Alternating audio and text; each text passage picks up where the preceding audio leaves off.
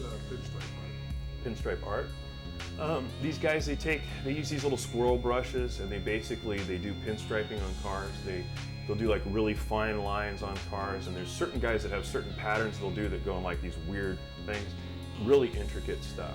I actually filmed this one guy for our Go Kustom TV show, who basically had an upright bass, this big, huge jazz-style, rockabilly-style upright bass, and this guy was pinstriping it. He's doing all these really intricate lines and patterns, and it looks really cool. When it gets done, it's like each one of these pinstripers have their own style that they bring to it.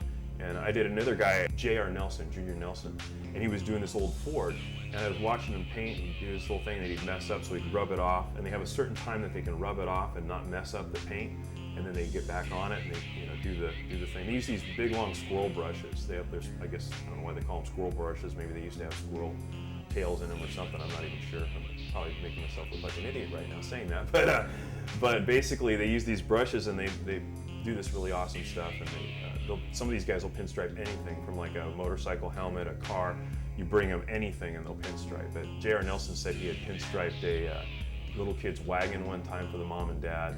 And it's kind of like this weird art form that a lot of these guys will have these really low quality paint jobs or they'll like paint their whole car flat black, but then they'll have this awesome pinstriping all over it. And it really sets the car off and kind of adds to the style.